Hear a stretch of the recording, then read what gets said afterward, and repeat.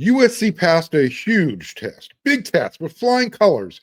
Last Saturday, they beat up on Michigan. Well, this coming Saturday, USC has a bigger test, a late midterm, so to speak. I'll say this, it looks like the students are prepared.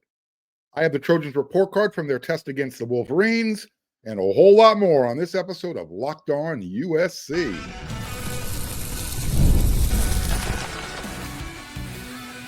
You are Locked On USC, your daily podcast on the USC Trojans, part of the Locked On Podcast Network, your team every day.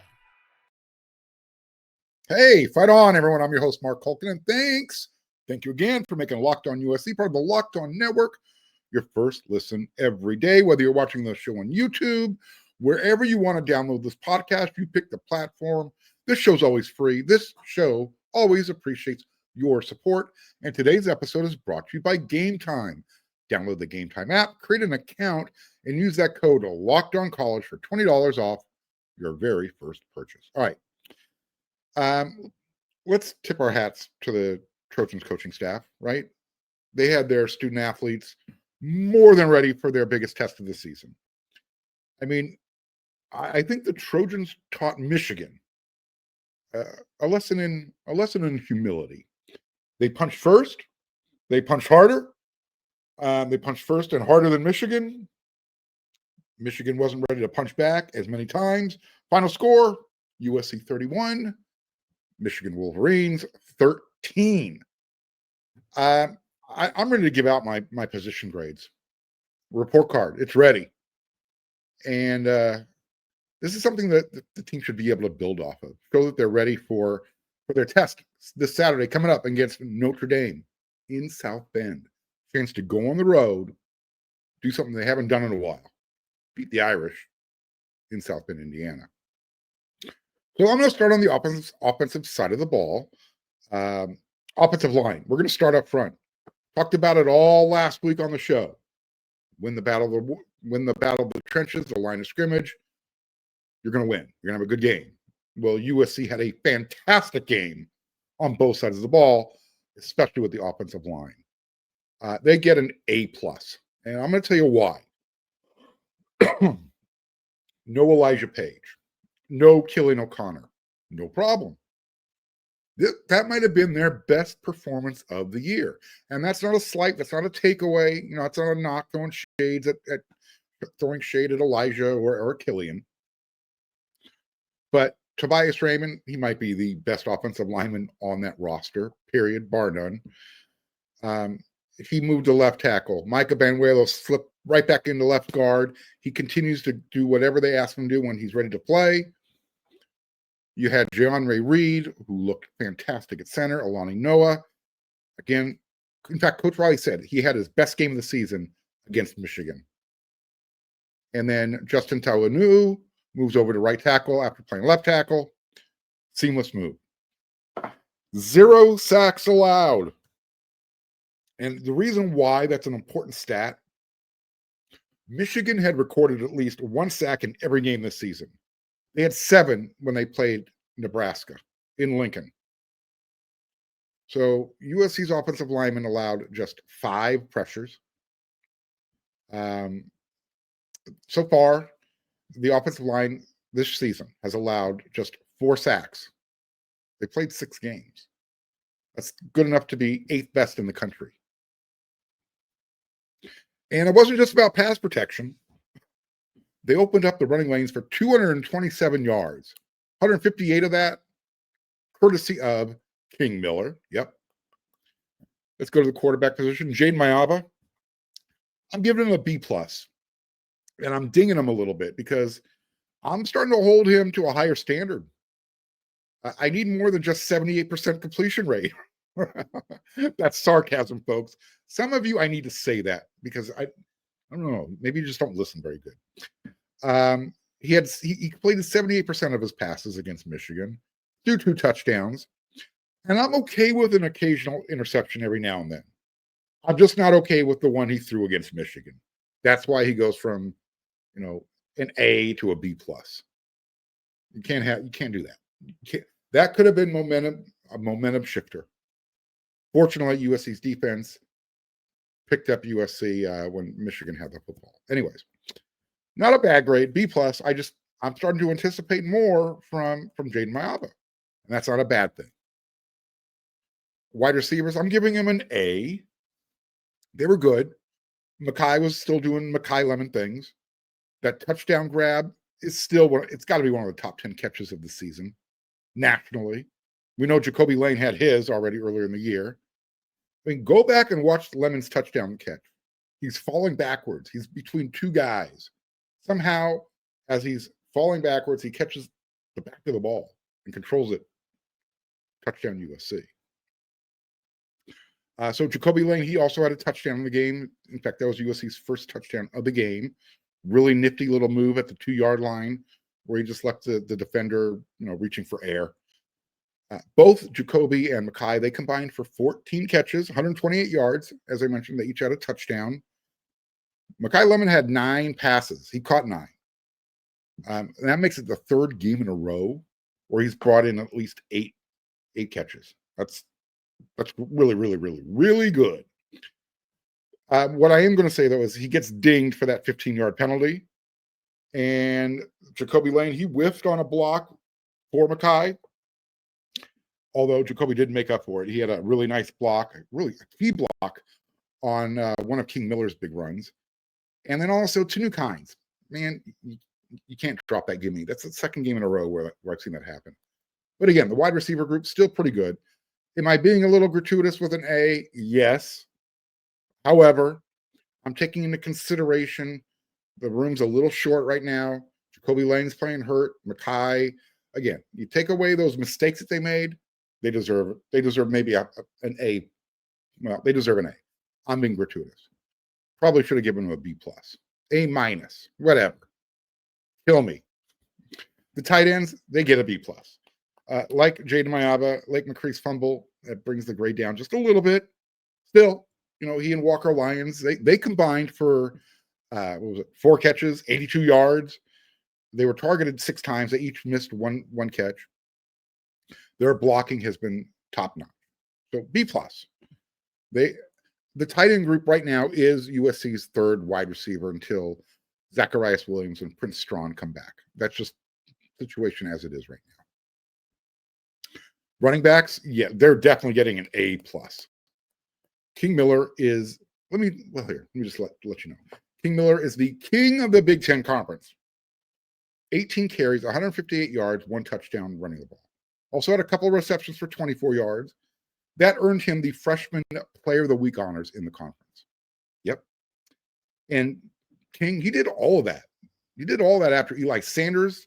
He left the game. Waymon Jordan, he left the game. All of a sudden, King Miller's numbers called, go do your thing. And then Brian Jackson was asked to suit up at halftime. He contributed 5 rushes for 35 yards. He had that 29-yard touchdown run. Still kind of dealing with a little bit of the effects from that turf toe. Nevertheless, USC's running backs, they did it against a run defense that was just allowing 77 yards per game before they played USC. At the end, it was USC who had over 200 yards on the ground, 227. In fact, that was the most Michigan has allowed since TCU ran for 263 yards in that 2022 Fiesta Bowl. So King Miller became the first running back to go for at least 150 yards since TCU's Imari Demercado. He had 150 in that Fiesta Bowl game. Why am I bringing that up? Eric McKinney pointed this out over there at wearesc.com. The connection between these two games, USC's running back coach, Anthony Jones Jr., he was TCU's running backs coach when they ran all over Michigan. Coincidence? Maybe not. So as far as the offensive coaching staff, A, Coach Riley, Coach Hansen, he's got that offensive line working. Coach Jones Jr., the running back coach, Dennis Simmons, Chad Savage, they got the wide receivers and the tight ends. Those guys were prepared. They played great. USC did what they had to do on offense. All right, flipping to the other side of the ball. There is a new bully on the block, and it's USC's defensive line. They're getting an A. They're getting an A. You know, after eating a bad bagel, getting food poisoning with 0 sacks when they traveled to Illinois, USC got 3 sacks against Michigan. The team defensively has 20 for the season. Last year, in 2024, USC finished with 21 sacks. Right now, the defensive line, they have 12 and a half. They had 13 all of last year. So, yeah. Excuse me, they finished with 12 and a half in 2024. They already have 13 this year. So they're ahead of the curve. At this pace, they're going to finish 26, between 26 and 30. I'll take it. That's just the defensive line. So Braylon Shelby had a sack. Devin Tompkins had 2. And because we always talk about your run defense starts up front, how about just 109 yards on the ground for Michigan? The Trojans' defensive line dominated the line of scrimmage. The linebackers, they're getting a B+. By far, their best game of the season. You know, they went with Eric Gentry, Desmond Stevens, a lot of Jaden Walker, who, by the way, I think that dude just likes to run and hit things. And that's what you want your linebackers to do, but he loves to do that. He loves to hit people as hard as he can. I actually anticipate seeing more of this type of 4-3 lineup, more 3 linebackers against Notre Dame, similar to what Michigan likes to do offensively. I'm giving the secondary an A-. They've been, they've been under the gun, right? People have been throwing some shade, pointing out their deficiencies, and they've deserved it. Well, this is the second game this season where USC safety Bishop Fitzgerald had 2 interceptions in the game. He now leads the country with 5. Yeah, he's pretty good.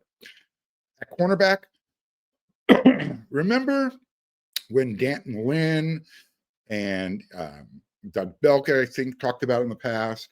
They said, yeah, we want to rotate 8 to 10 guys. We want to keep those 8 to 10 guys rotating in the secondary. Well, they've cut that rotation down a lot. In fact, Marcellus Williams, DeCarlos Nicholson, they took every snap at cornerback when USC was on defense. It's only 58 snaps. Nevertheless, those are the only 2 cornerbacks that played. And the reason why I'm giving them an A-, the secondary they only allowed 207 yards through the air.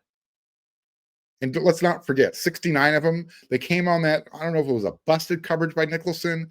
Christian Pierce kind of got caught in the middle, and then he, took a bad angle on the tackle. 69-yard touchdown on one play. Only 207 total yards through the air. Not bad, right?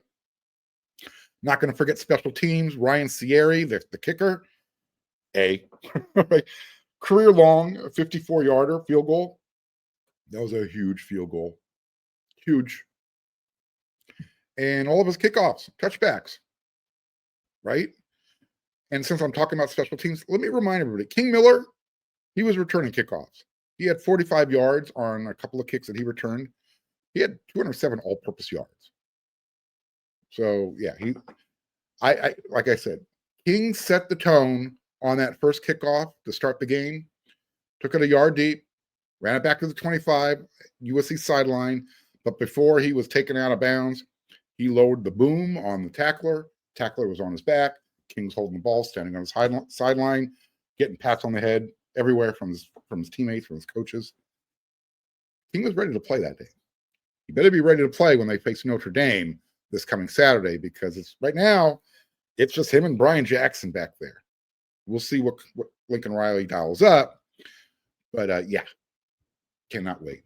So defense, fantastic. The defensive coaching staff, they get an A as well.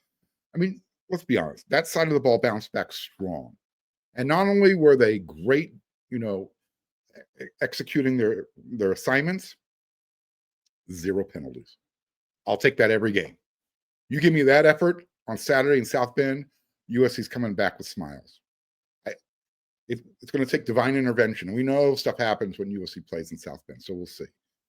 I got a couple more segments to go. We're going to talk about some notes and quotes and stuff that's going on with USC football. And in the third segment, I got some viewer mailbag stuff we're going to talk about. The holidays are going to be here before you know it, which is exciting, but getting your home ready for guests and celebrations, sometimes it can feel like a lot. Maybe your serveware needs a refresh, or the guest room, maybe that needs some new bedding. Wayfair has everything you need to get your home holiday ready. From Christmas trees and wreaths to bedding, cookware, and outdoor inflatables, it's your one-stop shop for every room in the house. Wayfair makes it super easy to personalize your home for the holidays with a huge selection for every style and every budget. And with free and easy delivery, even on the big stuff, you can get everything you need without the hassle of huge delivery fees. Now, instead of stressing out and getting the house ready, you can actually enjoy the holidays with friends and family. Get organized, refreshed, and ready for the holidays for way less. Head to wayfair.com right now to shop all things home. That's WAYFAIR.com.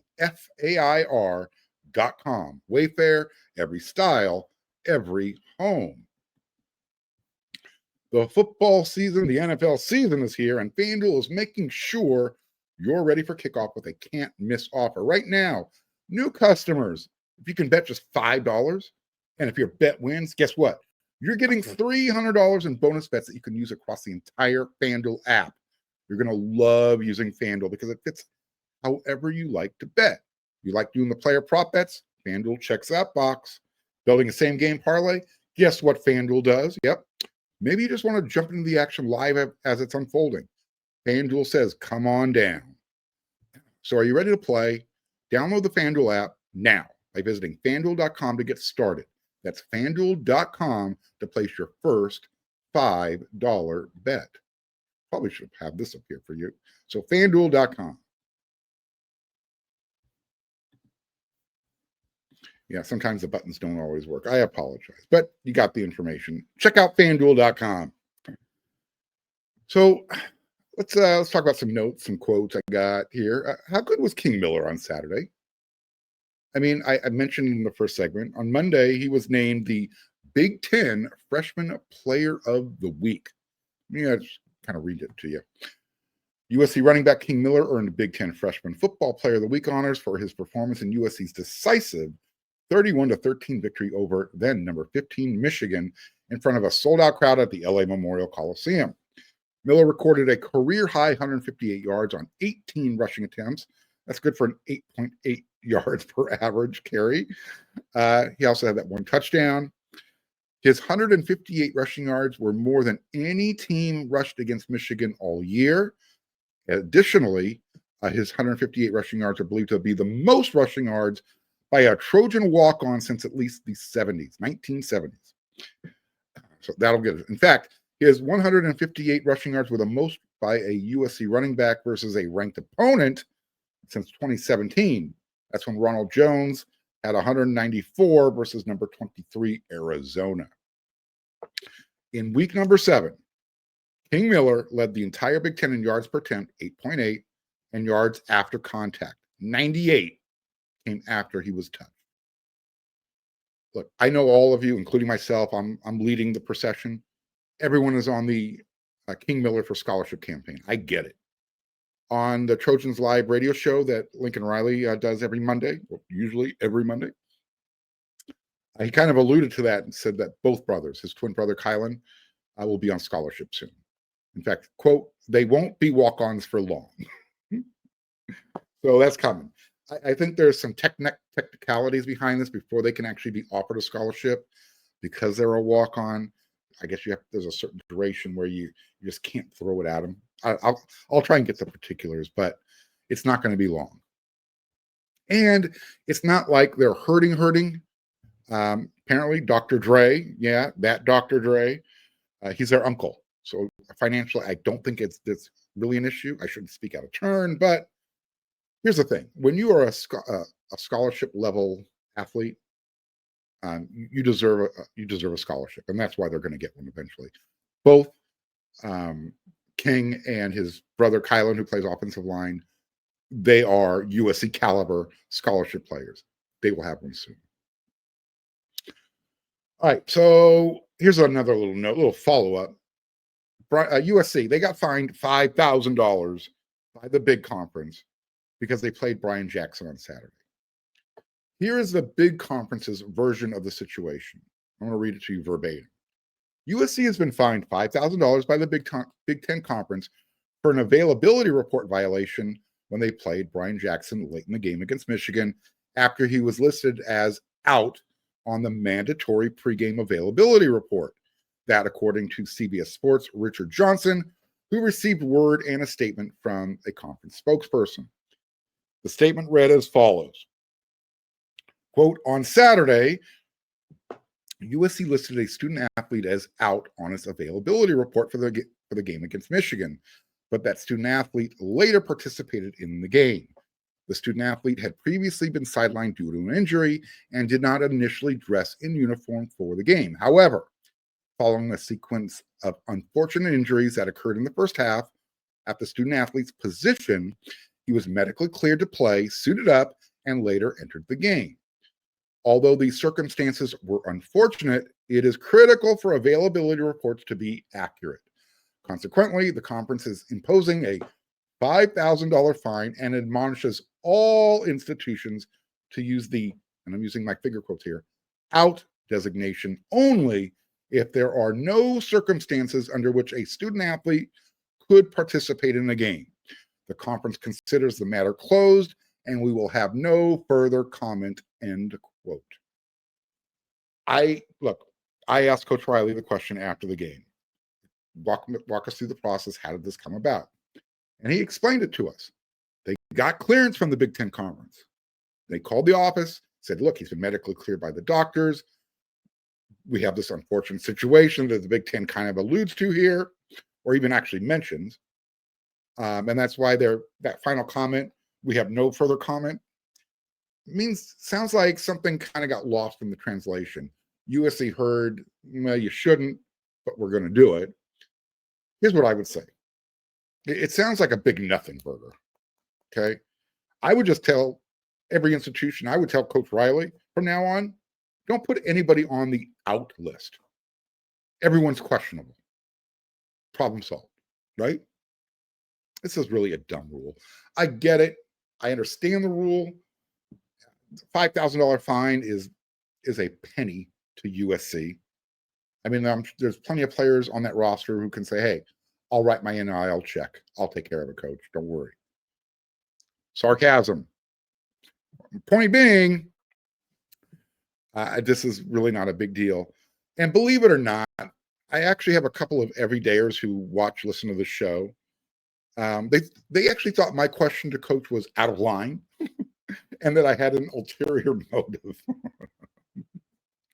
I don't know why. I guarantee you, had I not asked the question, there were 5 people behind me waiting to ask the question. This was, I just can't wrap my head around people think I was trying to get a gotcha moment on Coach Riley.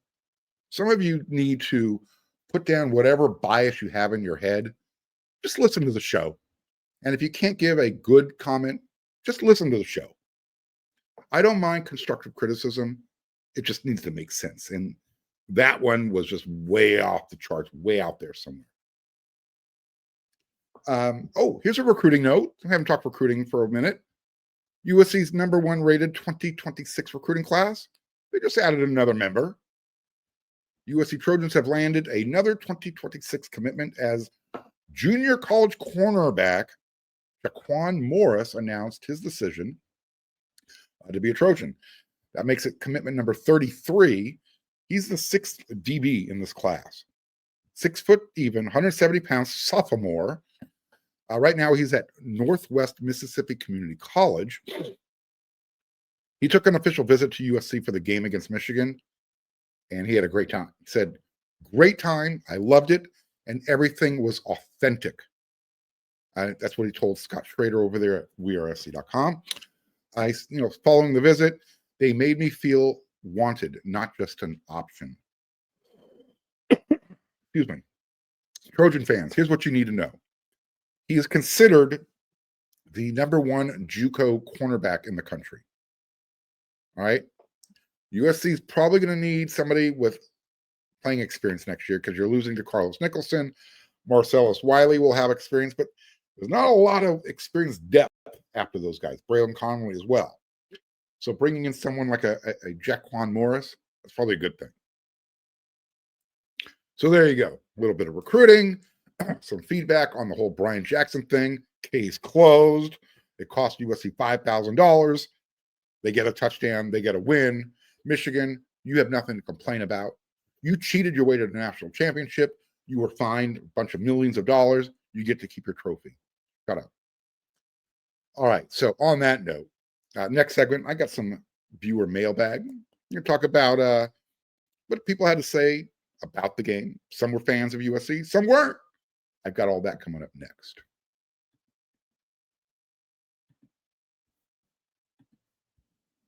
College football is back, and I couldn't be more excited. The tailgates, the rivalries, the energy in the stands, there is absolutely nothing like it in the world.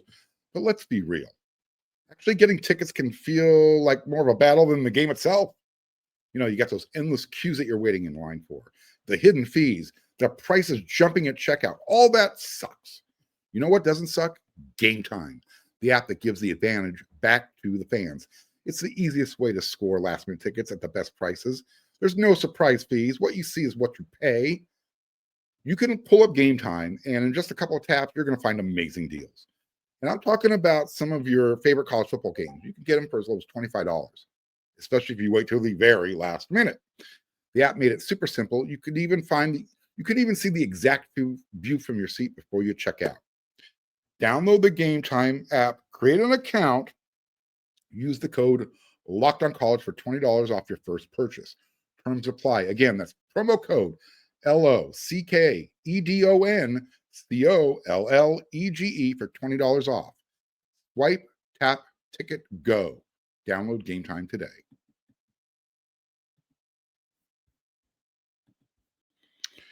All right, so we know that I used to do my mailbag on Mondays. Well, the season's in process now, and can't do it. Not enough time.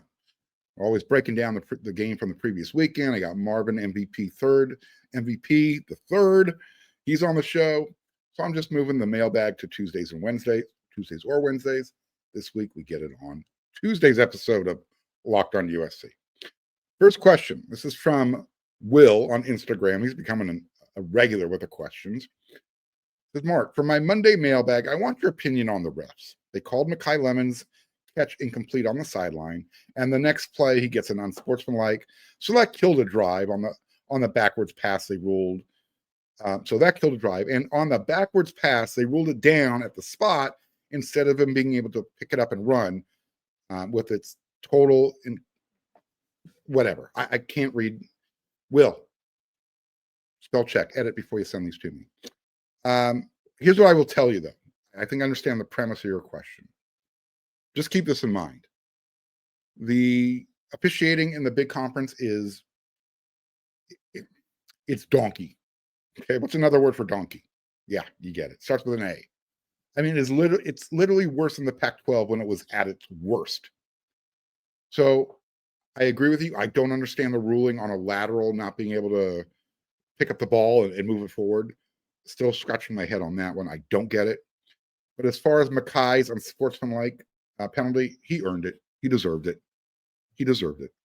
But with that said, if that penalty doesn't come into play, it doesn't set up King Miller for that 48, 49-yard run. So you take the bad. Sometimes it sets up the good. But yeah, the officiating, it's ass. Best way for me to answer your question. It sucks. Not the first time, not the last time I'm going to say that. I've been saying it all year. This comment is from Sidewinder on Instagram. You know what would be a good combo for the Notre Dame game? King at tailback with his brother Kylan blocking for him at fullback. Okay. I'm open. I got an open mind. Maybe we get Dr. Dre to call the play. Right? He's got some financial influence around USC.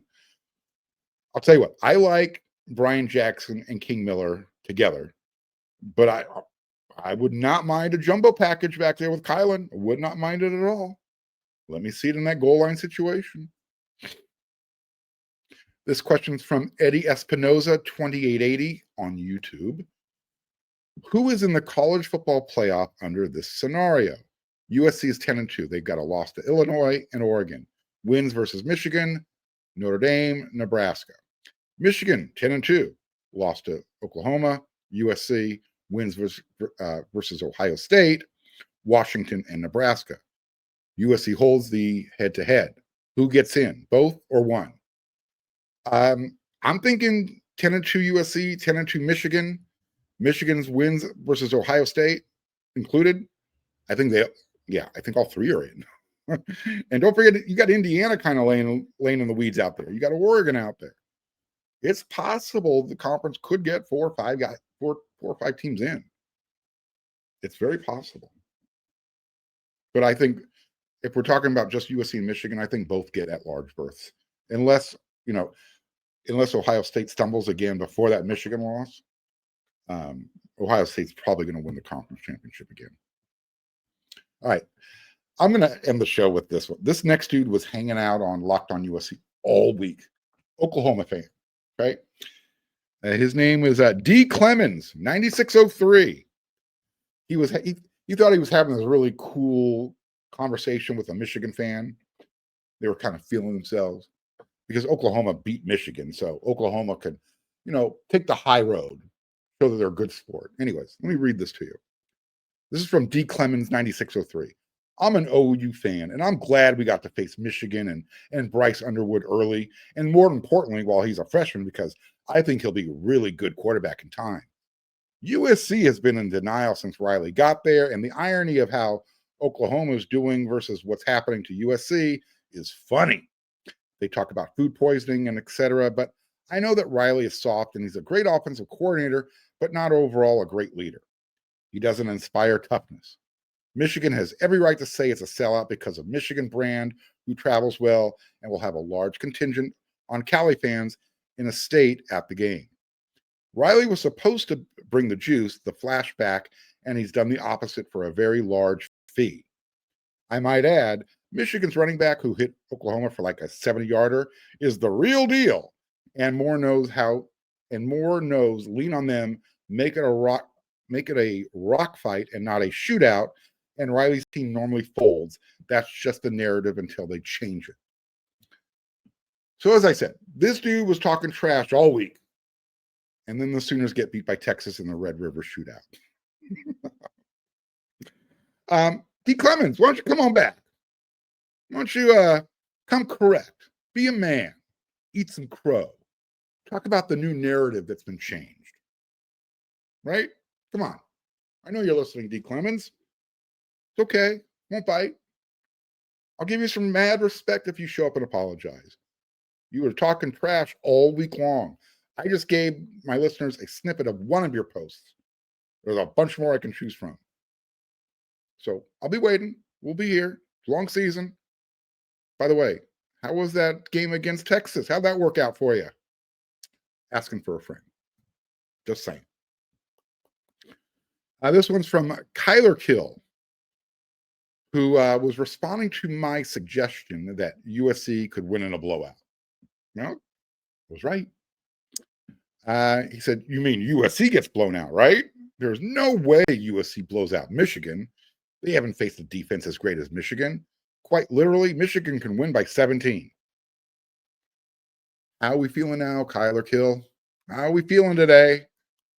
Let me know. Head on back. Hit me up in the comment section. And if you are watching on YouTube and you haven't become a subscriber yet, do me a favor. It's free.